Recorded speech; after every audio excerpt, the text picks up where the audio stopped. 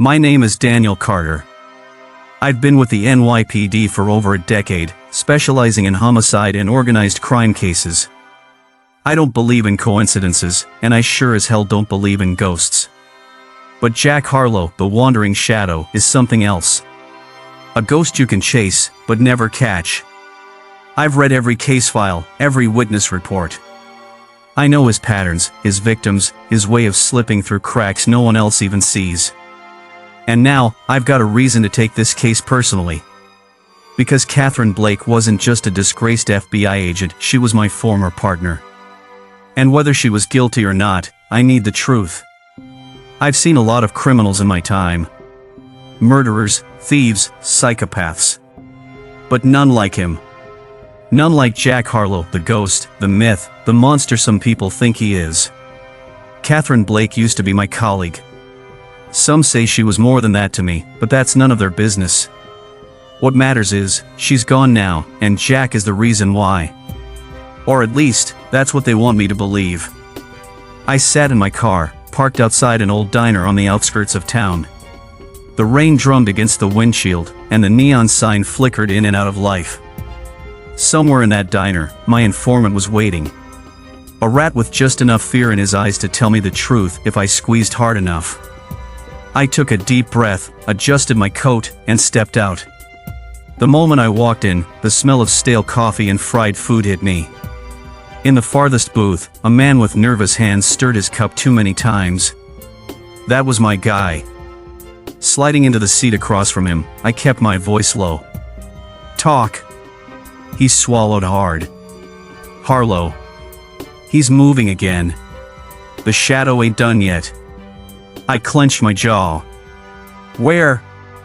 The rat hesitated. "Look, man, this ain't like the others. He ain't just hiding. He's planning something big." I leaned in, my patience wearing thin. "Where?" He glanced around, as if expecting Jack himself to emerge from the shadows. Then, he scribbled an address on a napkin and pushed it toward me. "That's all I got." I picked up the napkin, eyes scanning the ink. This wasn't just any place. This was where it all began, where Jack's story started. I stood up, tossing a few bills on the table. "If you're lying to me, you better disappear." His hands trembled as he nodded. As I walked out into the rain, I knew one thing for sure: Jack Harlow wasn't just running. He was leading me somewhere. And I had no choice but to follow. I spent years chasing criminals, but this case felt different. Jack Harlow wasn't just another murderer on the run, he was a ghost with a purpose. A man who left bodies and questions in his wake, yet somehow always remained a step ahead. Every time law enforcement thought they had him cornered, he disappeared like smoke through cracks no one else could see. I sat at my desk, sifting through the scattered reports on Catherine Blake. Her fall from grace had been a spectacle, a once revered FBI agent turned into a pariah, accused of aiding and abetting a psychopath. But something about it never sat right with me. The woman I knew was sharp, calculated, and unshakable. Either she had fallen hard for the wrong man, or she had been set up. Either way, the only person who could tell me the truth was the very man I was hunting. I pulled up the last known location of Harlow, a small, abandoned motel on the outskirts of the city. Surveillance footage showed him slipping into the shadows before the cameras glitched out. No clear sighting, no prints, no mistakes. Just like always. "Damn it," I muttered under my breath. I needed something, anything, to get ahead of him. A pattern, a weakness, a trail he hadn't swept clean. My gut told me Catherine Blake was the key. If I could figure out what she meant to him, I could predict his next move. And if I could do that, I might have a chance to catch the devil before he vanished for good. One thing was certain: Jack Harlow wasn't running anymore. He had a plan. And I needed to figure out what it was before more bodies hit the ground. I had spent years chasing shadows.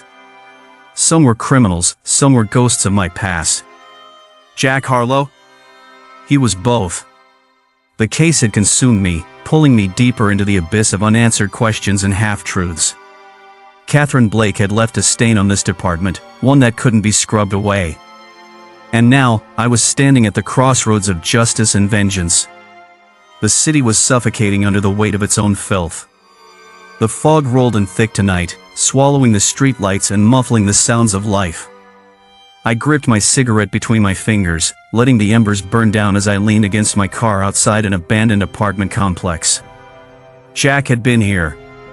The reports were fresh, and informant tipped us off that the wandering shadow had been seen slipping through the fire escape 2 nights ago.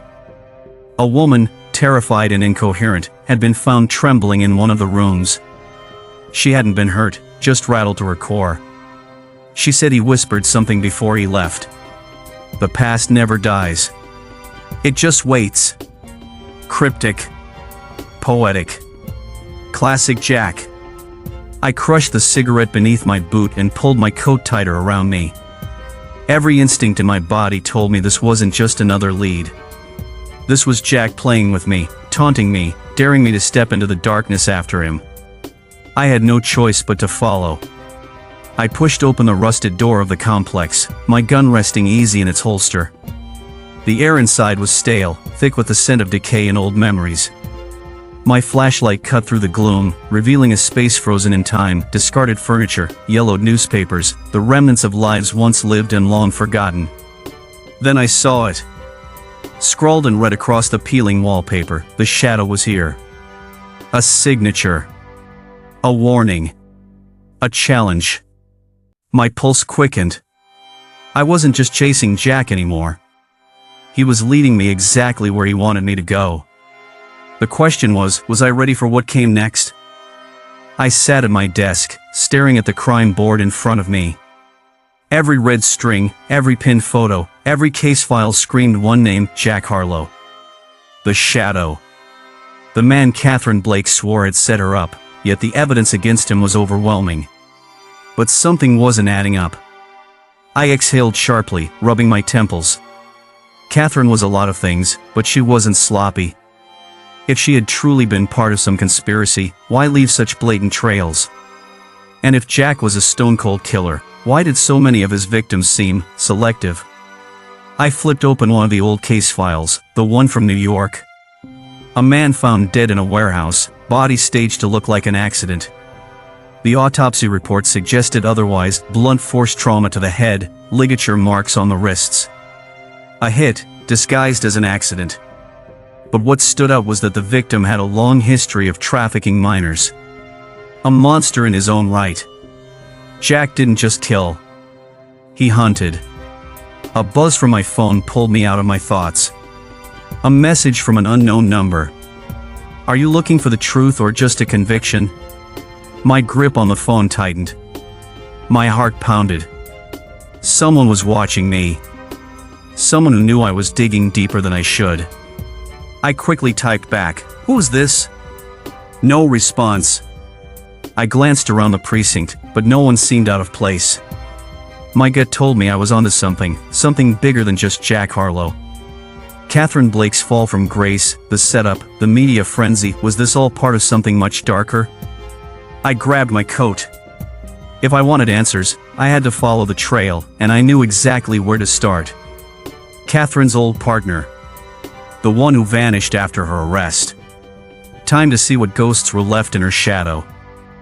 I spent the next few days drowning in case files and coffee, trying to piece together what the hell Jack Harlow was up to.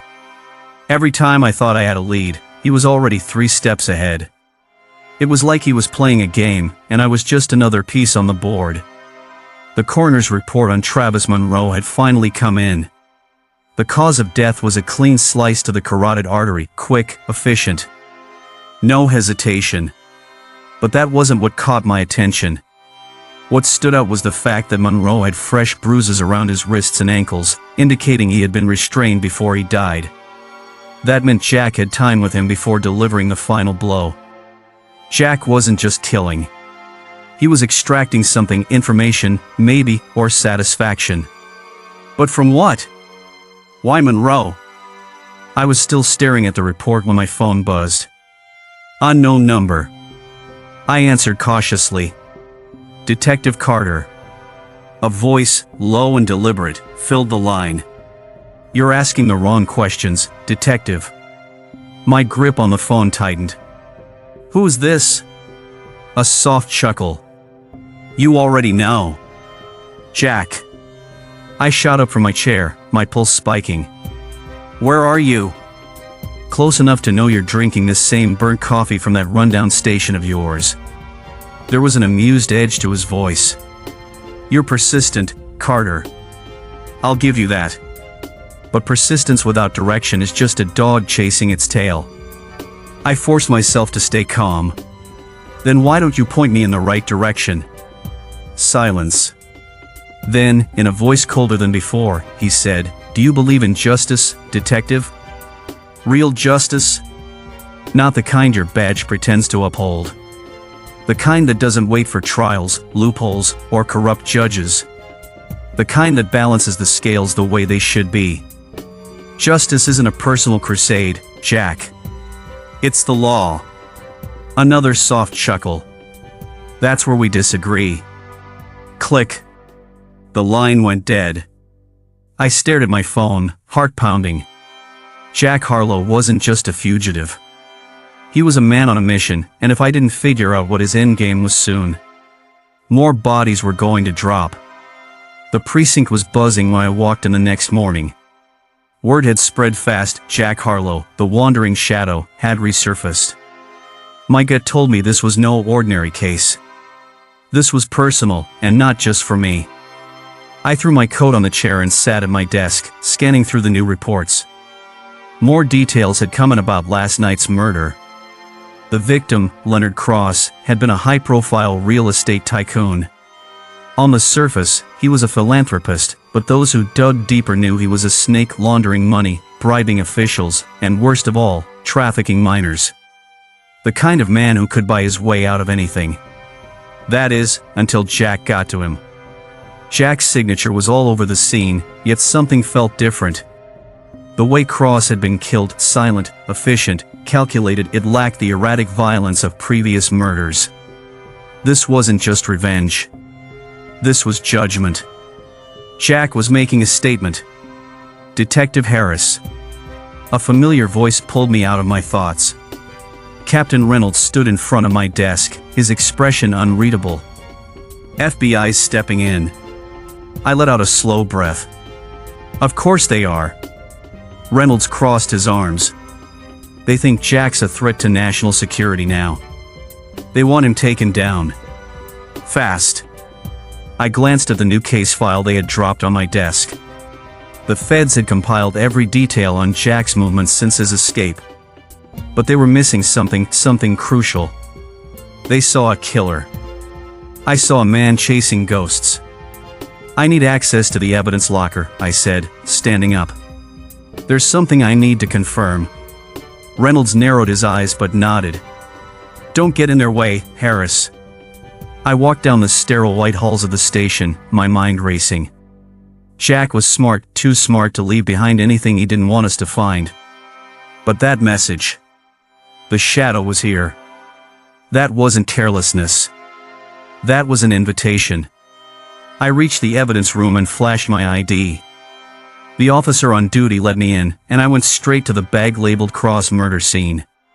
Among the items, a blood-stained cufflink, a pocket knife, and a matchbook from a rundown motel just outside the city.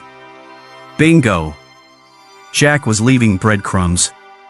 And if I was right, he was waiting for someone to follow. I arrived at the scene, my pulse steady but my mind racing. The warehouse stood silent, abandoned like a carcass left to rot. I had followed Jack Harlow's trail for weeks, and every time I thought I was closing in, he slipped right through my fingers. But not this time. The door creaked as I pushed it open, the stale air heavy with dust and something else, something faint, almost like tobacco and old paper. Jack's scent. He wanted me to know he had been here. A single light flickered in the center of the room, illuminating a table. On it lay a stack of photos, grainy surveillance stills of Catherine Blake. My jaw clenched. This wasn't just about running anymore. Jack was planning something bigger. Then I saw it. Scratched into the wooden surface of the table, in the same jagged handwriting as before. The shadow was here. A chill crawled up my spine. He was taunting me, playing a game where only he knew the rules. I exhaled sharply, glancing at the photos again. Catherine Blake wasn't the only one in them. In the background of one, blurred but unmistakable, was me. Jack knew I was coming. And he was ready. The city was restless that night. The neon lights flickered over the rain-soaked streets, casting eerie reflections that danced on the pavement. I sat in my car outside the old warehouse district, the engine humming softly beneath me. My fingers drummed against the steering wheel as I watched the entrance, waiting for a sign, any sign, that Jack Harlow was inside. The bastard was toying with me. Every clue, every dead end, every damn whisper in the dark led me closer to him, but never close enough to touch. He was a phantom, a shadow that slipped through my fingers just as I thought I had him. But tonight was different. Tonight, I had him cornered. A low growl of thunder rumbled in the distance as I stepped out of the car, adjusting my holster. The air smelled of wet asphalt and something else, something metallic, something dark. I moved toward the warehouse, my footsteps barely making a sound on the slick pavement. I reached the entrance and pushed the heavy door open, my gun raised. Inside, the dim overhead lights flickered, casting long, jagged shadows against the concrete walls. The place was eerily quiet, save for the distant drip of water echoing somewhere in the vast emptiness. Then I saw it. A single chair in the center of the room. And on it, a neatly folded piece of paper with my name scrawled across it in crimson ink. "You're late, detective." The hair on the back of my neck stood on end. My pulse quickened. I stepped forward, picking up the note, my eyes scanning the dark corners of the warehouse. "Do you know what I love about our little game?" the note continued. "It's the chase. You keep coming, and I keep slipping away. But don't worry. I'm not going anywhere. Not yet." A sudden creak from above sent me spinning, my gun trained toward the source. The rafters loomed overhead, empty, but I wasn't fooled. Jack was here. Watching. Smiling. And then I felt it, a presence behind me. A breath against my neck. I turned, but too late. A force slammed into me, knocking the gun from my grasp. I hit the ground hard, the impact sending pain jolting through my ribs. I rolled, reaching for my backup, but a boot pinned my hand to the cold concrete. "Tisk, TSK, detective," Jack's voice murmured, smooth as silk, laced with amusement. "You should know better by now." His eyes glowed in the dim light, those unsettling green irises gleaming with something between curiosity and menace. "You want answers," he continued, crouching beside me, his grip tightening on my wrist. "But you and I both know you don't just want to catch me." I gritted my teeth, refusing to give him the satisfaction of a response. Jack chuckled, tilting his head. "Admit it, detective, you're enjoying this." His fingers brushed my collar, almost like a lover's touch, but the undertone was anything but affectionate. "You're fascinated by me. By the way I think. By the way I move." I shoved my knee up, aiming for his ribs, but he dodged effortlessly, stepping back with a smirk. "See," he said, shaking his head. "Predictable." He flicked his wrist, and my gun slid across the floor toward me. "Pick it up," he urged.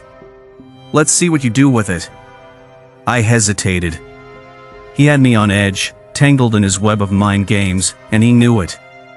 Jack took a step back, his smirk widening. "Come on, detective. Show me what kind of man you really are." My fingers wrapped around the grip, my heart pounding. The game was far from over. The tension in the air was suffocating. I gripped my gun tighter, the weight of it feeling heavier than ever. Jack was out there, somewhere in the darkness, watching me. I could feel it. The warehouse was silent except for the occasional creak of the rusted metal beams above. My heartbeat was a drum in my ears. Then, a voice low, calculated, taunting. "You're getting close, detective. Closer than anyone else ever has. But are you sure you want to see how this ends?" I turned sharply, gun raised, but there was no one there. Just shadows stretching along the cracked concrete floor. He was playing with me. Testing me. Just like he did with Catherine, with every other person who had ever tried to catch him. "Step out and face me like a man, Harlow," I growled, scanning the area, my back against the nearest crate for cover. "Or are you just a coward hiding in the dark?" A chuckle echoed through the vast, empty space. "Coward? No, detective. I just prefer to choose my battles wisely. And right now, I'm not sure if you're even worth the effort."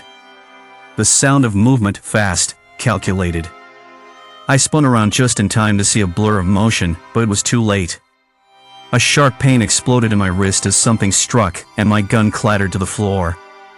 A moment later, I was against the cold, hard wall, Jack's hand gripping my throat just tight enough to warn me, but not enough to cut off my air.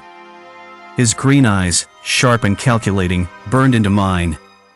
"You think you know me? Think you understand what I am?" he whispered, his breath warm against my face. "You have no idea."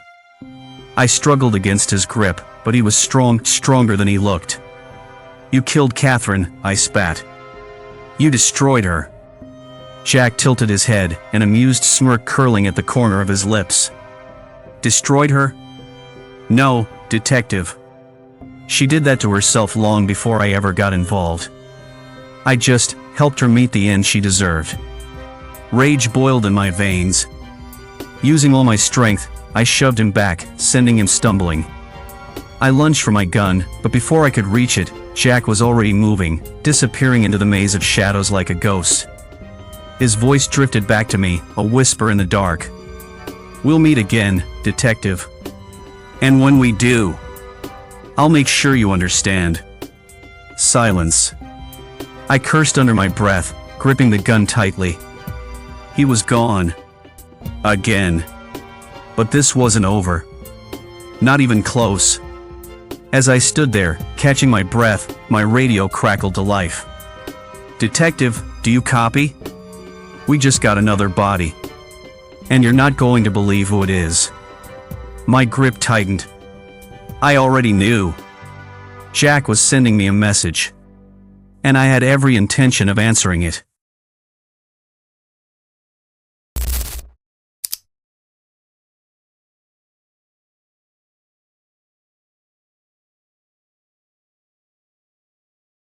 Jack may be here, maybe right next to you.